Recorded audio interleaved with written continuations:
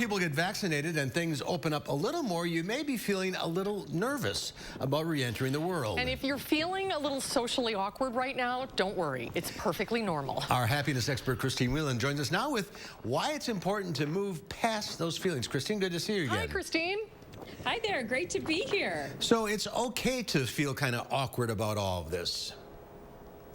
Yeah, we have been, we've been socially distanced for a long time, for more than a year now. And as the vaccines roll out and as the cases hopefully continue to go down, a lot of us are venturing out into the world of socialization for the first time in forever. And so there's some awkwardness around that.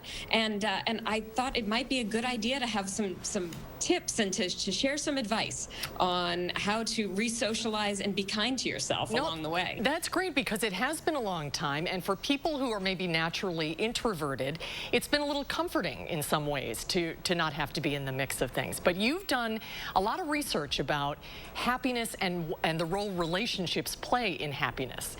Tell us a little bit about what you've found out.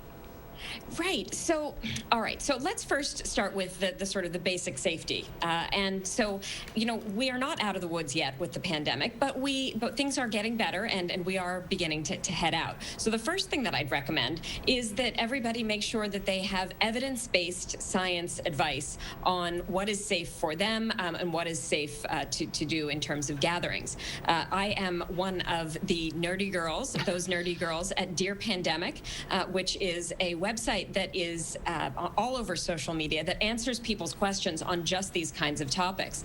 And it was actually a University of Wisconsin person, Dr. Malia Jones, who was one of the founders of this. So there are really good evidence-based things out there about, is it safe to socialize? So that's part one. Now, let's say you're ready to go, you're vaccinated, and you're ready to be social. Then what? Well, I've been telling everybody, it's sort of like it's like the first day of school for all of us. Right? We have those butterflies in our stomach, and we get out there and we might feel kind of exhausted, but sticking with it is really important, right? So relationships are the #1 predictor of happiness. So having strong relationships, and a lot of those relationships in person, really tends to make us as human beings happy. And it's, even for introverts, that's very important. Absolutely. So introverts, you know, we have this idea that introverts don't like people. That's not really true. Introverts tend not to get their energy from socializing, but introverts sort of pull back and invest in themselves, and then go out and form those relationships that matter most to them. So, you know, maybe over the last year you've learned that you are a little bit more introverted. That's fine. That's wonderful.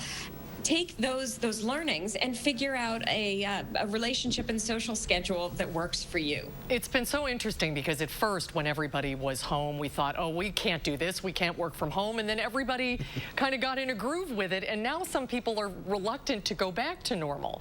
So I mean, what's your advice for people who are watching tonight who are feeling a little fearful or awkward about things going back to the way they used to be? I would say, first, name it. You are not alone, and this is a very normal feeling. And second, take small steps, right? Take it slow. I remember the first time I went out with my kids, even just for, you know, a day outside, meeting people outside, I was exhausted at the end of the day because all of that smiling and eye contact was kind of exhausting.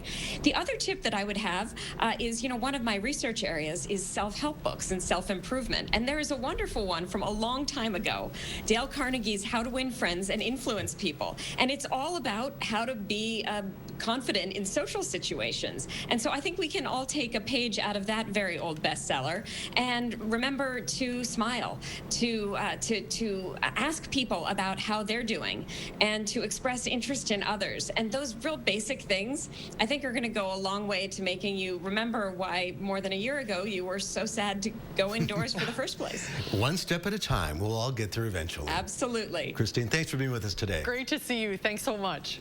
Well, Thank you. Final check of your forecast is coming up.